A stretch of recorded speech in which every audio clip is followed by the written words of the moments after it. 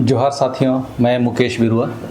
पिछले वीडियो में हमने यह समझा कि किस तरह हो समाज में मुंडा और मानकियों की ज़रूरत स्थापित हुई, उनकी उपयोगिता स्थापित हुई और फिर सामाजिक मुंडा और मानकियों को ही किस तरह विल्किंसन ने अपना विलेज एजेंट बनाकर उन्हें हुकूकनामा दिया। उनके दिए शर्तों के आधार पर ही मुंडा और मानकियों का आज के समय में हुकूकनामा उनके ख़ानदानी अधिकार को पुख्ता करता है। जबकि वास्तव में हो समाज पुरुष प्रधान समाज जरूर है और ज़मीन का हस्तांतरण पीढ़ी दर पीढ़ी पुरुष में ही जाता है, लेकिन यह भी सत्य है कि जब तक महिला की शादी नहीं हो जाती तब तक उसे भी अपने पैतृक संपत्ति पर उतना ही अधिकार होता है जितना लड़कों का होता है। आज की परिभाषा के हिसाब से खूंटकटी ज़मीन का वारिस लड़का होता है। विल्किंसन के एग्रीमेंट के अनुसार ही मुंडा और मानकी का पद मारूसी हो गया, यानी खानदानी हो गया। ऐसा दांव खेलकर विल्किंसन ने कोल्हान के मुंडा और मानकियों के विरोध, हालांकि मुंडा और मानकियों की तरफ से कोई कड़ा विरोध कहीं इतिहास में उल्लेख नहीं मिलता है, फिर भी उन्हें अपने अधीन लाकर जिस व्यापार के लिए अंग्रेज भारत आए थे उसे पूरा करने में बहुत बड़ी सफलता हासिल की। इसी एग्रीमेंट के बाद अंग्रेजों के लिए सारंडा जंगल की कीमती लकड़ियों का दोहन और ब्रिटिश माइनिंग कॉरपोरेशन के लिए नौमुंडी में माइनिंग की गतिविधि शुरू हो सकी। बाकी मुंडा और मानकियों से हुकूकनामा की शर्त पर काम करवाकर प्रकृति से हासिल किए गए जमीन पर भी टैक्स लगाकर उगाही शुरू कर दी। अंग्रेज लोग कोल्हान की धरती को लूट रहे थे, जंगल को वन अधिनियम बनाकर अपने अधीन लिया, ब्रिटिश माइनिंग कॉरपोरेशन बनाकर नौमुंडी में लॉ-एस्क निकालना शुरू किया और आदिवासियों से भी अपने ज़मीन का लगान लेना शुरू किया, क्योंकि हो समाज के सामाजिक मुंडा और मानकियों को ही विल्किंसन ने लगान की वसूली में लगा दिया था। कहानी के रूप में यह बातें हमारे बीच सामने आती रही या लाई जाती रही कि वे लोग इसीलिए हमसे अपनी ही ज़मीन का टैक्स लिए क्योंकि वे लोग बाहरी खतरों से हमें सुरक्षा की गारंटी दे रहे थे। साथ ही विकास के लिए जो पैसे की ज़रूरत है उसकी भी व्यवस्था वे लोग कर रहे थे। एक बात तो सोच कर देखिए कि जो भी लकड़ी सारंडा से काटी गई और अंग्रेज़ों के महलों तक पहुंची, इंग्लैंड तक पहुंची और नौमुंडी से आयरन ओर का जो भंडार था उसे लोहा आदि बनाकर जितना पैसों की उगाही हुई, क्या उसकी तुलना में कोल्हान क्षेत्र में कोई काम हुआ भी? शायद इसका जवाब नहीं है। जितना धन लूटा गया उसका 0.5% भी कोल्हान फंड के रूप में रिटर्न में कोल्हान को नहीं मिला, सिर्फ इसीलिए क्योंकि जो विरोध का आंदोलन हो लड़ाकों के लिए इतिहास में बताया जाता है कि यह इलाका शेर की मांद की तरह होता था। कोई आदमी यदि कोल्हान में घुस जाए तो जिंदा वापस नहीं लौटता था। 1820 के दशक में माटा हुआ व्यक्ति था जिसने अंग्रेज़ों को भी कोल्हान में घुसने नहीं दिया। जो कोई भी अंदर घुसता था तो उसे जिंदा वापस नहीं लौटने देता था। मेजर रफसीज ने माटा हो को ही ख़त्म करने के लिए या उसकी ताकत को कम करने के लिए पोड़ाहाट के रघुनाथ बीसी को जैतगढ़ के निकट पोकम में गांव बसाकर दिया था। साथ ही 8-10 और गांव भी बसाने का उन्होंने अनुमति दिया ताकि उन लोगों के सहयोग से माटा हो को लोग हरा सकें, लेकिन वे लोग बुरी तरह हार गए और उनके गांव को माटा हो ने जलाकर राख कर दिया। वह समय था जिस समय के लिए कहा जाता था कि कोई भी गैर हो आदमी यदि कोल्हान में घुसता था तो जिंदा वापस नहीं लौटता था। इससे संबंधित विस्तार से जानकारी मैंने इस वीडियो में बताया है, डिस्क्रिप्शन सेक्शन में इसका लिंक है, आप जाकर देख सकते हैं। 1837 के एग्रीमेंट के तहत मुंडा और मानकियों का पद खानदानी हो गया, जिस कारण से मुंडा और मानकी अंग्रेज़ों के साथ समझौते पर राजी हुए। लेकिन उससे पहले जब अंग्रेज़ कोल्हान घुसने का प्रयास कर रहे थे तो सामाजिक तौर पर काफ़ी विरोध का सामना उन लोगों को करना पड़ा, क्योंकि यहाँ के लोग गोरिल्ला युद्ध में माहिर थे, तो जगह जगह पर अंग्रेज़ों को बहुत नुकसान हो रहा था। वैसे में अंग्रेज़ों ने दमन की नीति अपनाई, जिसके तहत गांव के गांव अंग्रेज़ों ने जलाए। मेरा जो गांव है थईपीड़ में आता है और थईपीड़ में 98 गांव हैं। कहा जाता है कि थईपीड़ के अधिकतर गांवों को अंग्रेज़ों ने जला दिया था, क्योंकि वे लोग अंग्रेज़ों के साथ समझौते के लिए तैयार नहीं थे। इस दमन के बाद हो लोगों में डर का माहौल पैदा हो गया, तो यह भी एक कारण था अंग्रेज़ों से समझौता के लिए कि जब दमन की कार्रवाई बहुत कठोरता से लागू की गई तब मुंडा और मानकियों के पास अंग्रेज़ों से समझौता करने के अलावा दूसरा विकल्प नहीं बचा होगा। गांव के गांव खाली हो गए थे। वैसे में मैदानी इलाका में अंग्रेज़ों के साथ जिनके पास घुड़सवार, हाथी और बंदूक आदि होते हैं, उनसे लड़ना आसान नहीं था। जो इलाके जंगल और पहाड़ों से घिरे थे वे लोग हथियार नहीं डाले, जिसमें माटा हो 1820 के दशक में कोल्हान को बचाकर रख लिए थे और 1830-35 के दशक में पोटोहो ने अंग्रेज़ों से लोहा लिया। वे लोग जंगल के इलाके में घाटी क्षेत्रों पर मोर्चा संभाले रहते थे। तो दमन की कार्रवाई के कारण मुंडा और मानकी अंग्रेज़ों के साथ समझौते पर आगे बढ़े, लेकिन विरोध प्रदर्शन को अगर आप समझने की कोशिश करेंगे तो विल्किंसन के साथ एग्रीमेंट के साथ ही कोल्हान के मुंडा और मानकियों का किसी भी आंदोलन में जो अंग्रेज़ों के खिलाफ हो देखने को नहीं मिलता। पोटोहो की कहानी मैंने पिछले वीडियो में बताई थी कि वह लड़ाई भी मुंडा और मानकी साथ नहीं दिए थे। अब चूंकि मुंडा और मानकियों को हुकूकनामा खानदानी कागज़ के रूप में मिल गया और बाद के वर्षों में मुंडा का लड़का को मुंडा और मानकी का लड़का को मानकी ही बहाल किया जाने लगा। अब यह साधारण प्रैक्टिस वाली बात हो गई थी।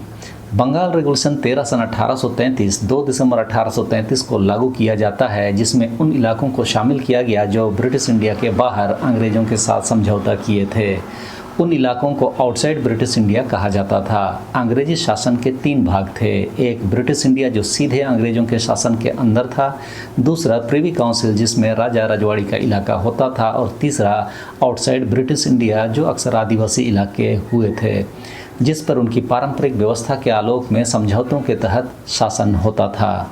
बंगाल रेगुलेशन 13 सन 1833 के आधार पर ही विल्किंसन ने सामाजिक न्याय के लिए विल्किंसन रूल फ्रेम किया और उसे पारित कराने के लिए गवर्नर जनरल इन काउंसिल के यहाँ भेजा।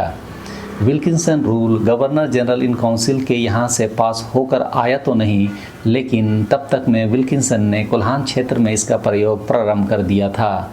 इसीलिए विल्किंसन रूल को विधि का बल रखने वाला रूल हाईकोर्ट ने नहीं माना, बल्कि लोगों के द्वारा स्वीकार किए जाने वाले साधारण रूल के रूप में ही इसे माना।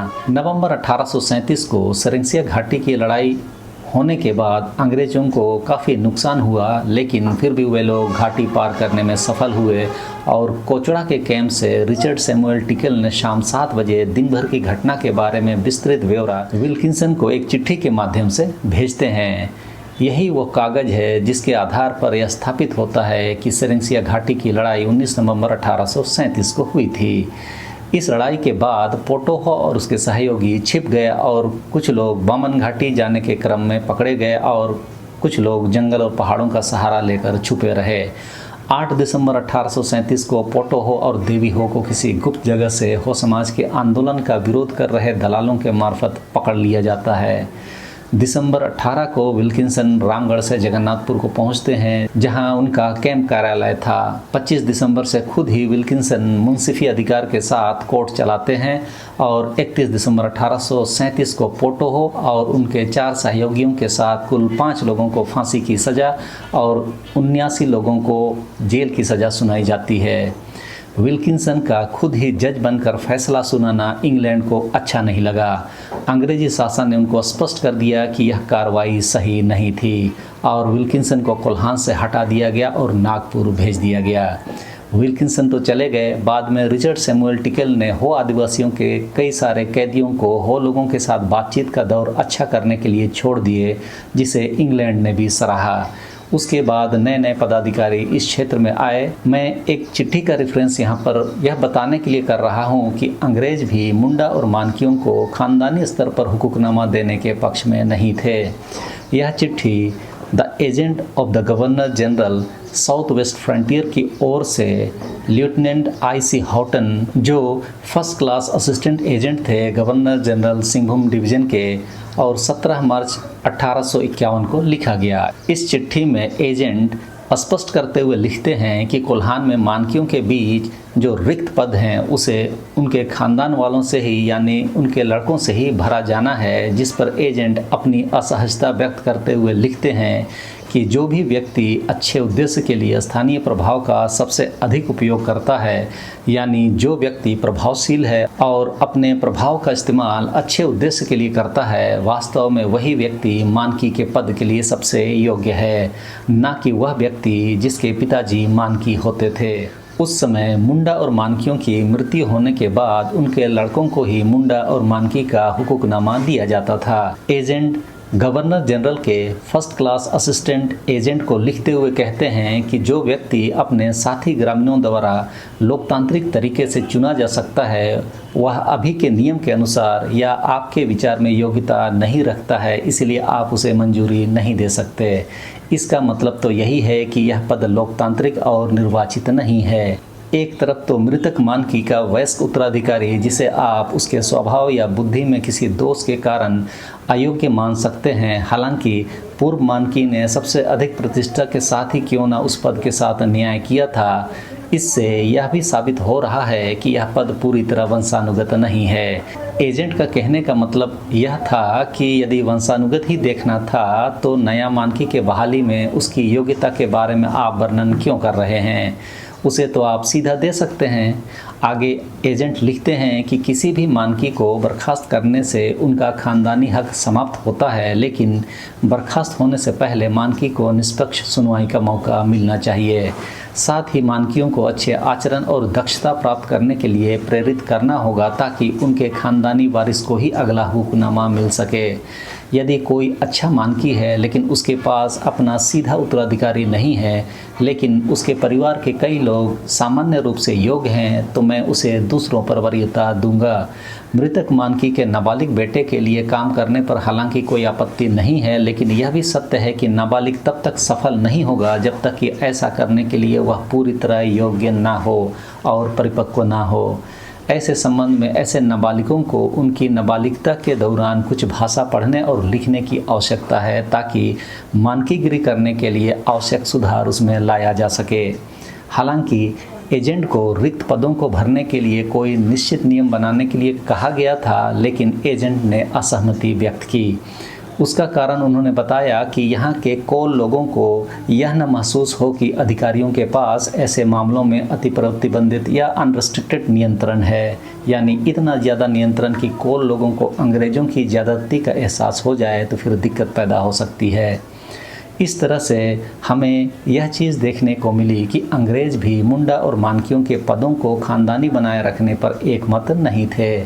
पिछले वीडियो आदि में मैंने यही कहा था कि क्षेत्र में जो प्रभावशील व्यक्ति हैं वैसे लोगों को ही हो समाज में मानकी के रूप में चुना गया था। वही बात एजेंट भी कहना चाह रहे हैं कि जो व्यक्ति प्रभावशील है और वह अपने प्रभाव का इस्तेमाल अच्छे उद्देश्य के लिए करता है तो उससे ज़्यादा योग्य दूसरा नहीं हो सकता।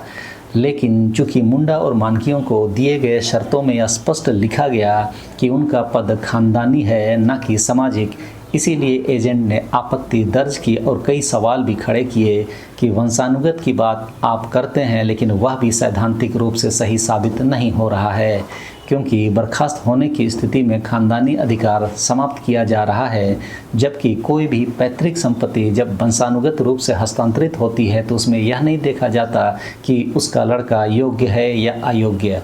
उस हिसाब से मुंडा मानकी का पद वंशानुगत कहना कितना सही है। मारूसी शब्द का इस्तेमाल शुरू में किया गया था, बाद में खानदानी शब्द भी इस्तेमाल हुआ।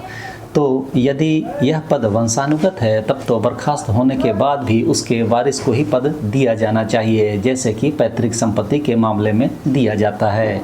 कहने का मतलब यह है कि हुकूकनामा के शर्तों में भी कई खामियां हैं, यह बात बताने की कोशिश एजेंट कर रहे थे। हो समाज के बीच हुकूकनामा और विल्किंसन रूल अब तक गोपनीय दस्तावेज के रूप में ही रहा है। कभी भी मुंडा और मानकियों की तरफ से इस दस्तावेज को सामने नहीं लाया गया और ना ही समाज ने इसे जानने समझने का प्रयास ही किया, जिस कारण से इस गोपनीय दस्तावेज के बारे में बहुत कुछ जानकारी नहीं मिल पाई थी। लेकिन बहुत प्रयास करने के बाद मैंने विस्तार से आपके लिए विल्किंसन रूल और हुकूकनामा के बारे में यूट्यूब पर वीडियो बना दिया हूँ, आप विस्तार से जानने के लिए उसे देख सकते हैं। तो इस वीडियो में इस समय के लिए मैं अपनी बातों को विराम दे रहा हूँ। जब भी कोई नई क्वेरी आएगी मैं उस पर भी वीडियो बनाने का प्रयास ज़रूर करूँगा। सबों को धन्यवाद। जोहार।